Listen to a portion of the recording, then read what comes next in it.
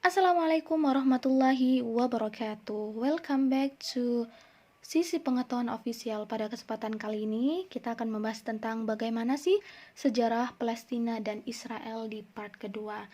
Namun sebelumnya jangan lupa ditonton part pertama tentang sejarah Palestina dan Israel, mulai dari pembentuknya Deklarasi Balfour, pemberontakan, keputusan PBB, dan terjadinya Nakba atau pembersihan etnis Palestina.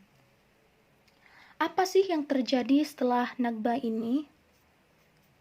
Jadi setelah Nakba itu sekitar 150.000 warga Palestina tetap tinggal di negara Israel yang baru dibentuk dan hidup di bawah pendudukan militer yang dikontrol ketat selama hampir 20 tahun sebelum mereka akhirnya diberikan kewarganegaraan Israel. Lantas, lalu Mesir itu mengambil alih jalur Gaza dan pada tahun 1950 Yordania memulai pemerintahan administratifnya atas tepi barat. Lalu pada tahun 1964 Organisasi Pembebasan Palestina atau disingkat PLO dibentuk dan setahun kemudian partai politik Fatah didirikan. Dan pada tanggal 5 Juni 1967 terjadilah Perang 6 Hari atau kita sebut Naksa. Di Perang 6 Hari ini, Israel itu menduduki sisa wilayah bersejarah Palestina, termasuk jalur Gaza, tepi barat, Yerusalem Timur, dataran tinggi, Golan, Suriah, dan semenanjung Sinai, Mesir selama Perang 6 Hari melawan koalisi tentara Arab. Bagi sebagian warga Palestina, hal ini menyebabkan perpindahan paksa kedua atau bisa disingkat Naksa, yang berarti kemunduran dalam bahasa Arab. Pada Desember 1967, Front Populer Marxist-Leninis untuk pembebasan Palestina dibentuk. Selama dekade berikutnya, serangkaian serangan dan pembajakan pesawat oleh kelompok sayap kiri menarik perhatian dunia terhadap penderitaan rakyat Palestina. Pembangunan pemukiman dimulai di tepi barat dan jalur Gaza yang diduduki. Sistem dua tingkat diciptakan di mana pemukim Yahudi diberikan semua hak dan keistimewaan sebagai warga negara Israel, sedangkan warga Palestina harus hidup di bawah pendudukan militer yang mendiskriminasi mereka dan melarang segala bentuk ekspresi politik atau sipil. Lalu terjadilah Intifada pertama.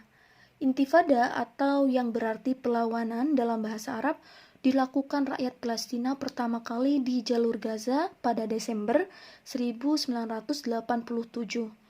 Itu terjadi setelah 4 warga Palestina tewas ketika sebuah truk Israel bertabrakan dengan 2 van yang membawa pekerja Palestina.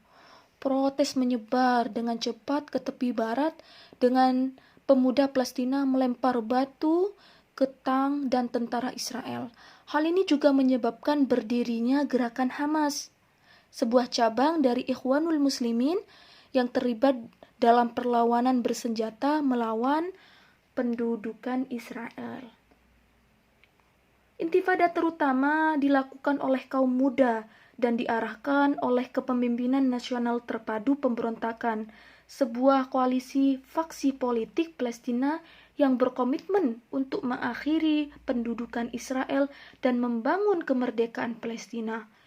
Intifada ditandai dengan mobilisasi rakyat, protes massal, pembangkangan sipil, pemogokan yang terorganisasi dengan baik, dan kerjasama komunal.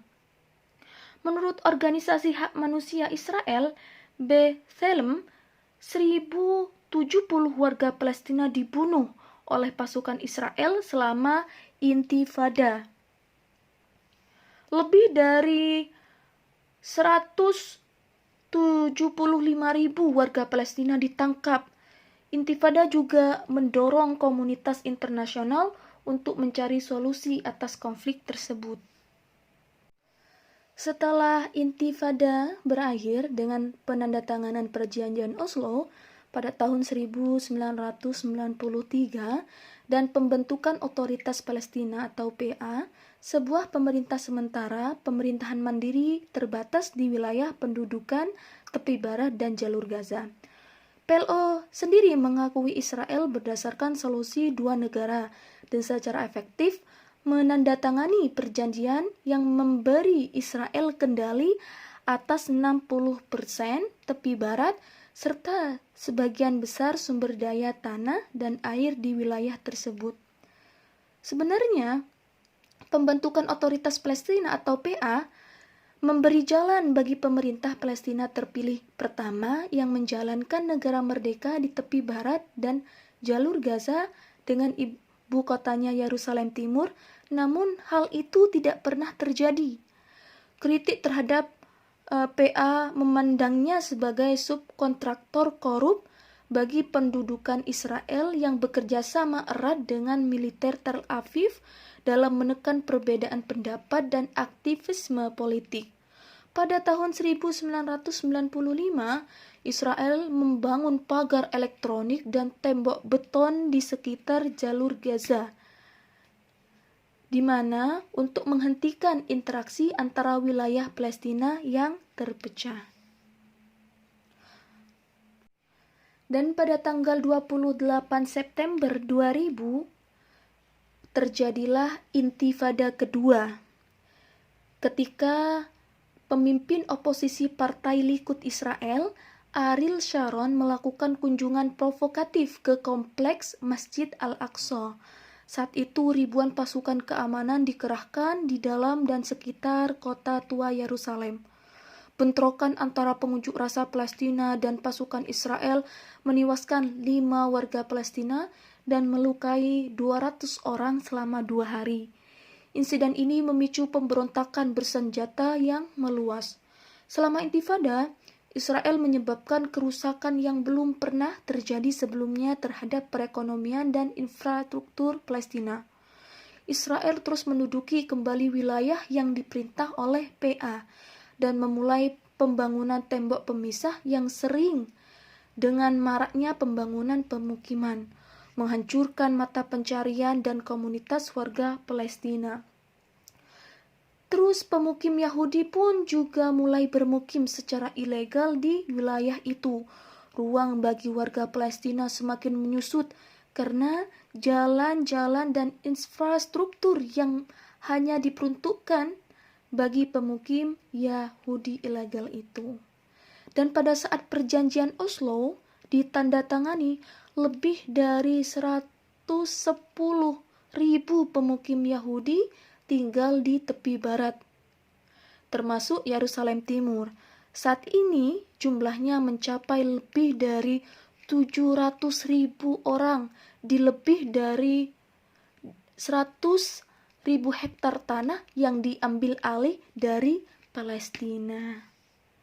Oke, see you. Kita lanjut ke part 3.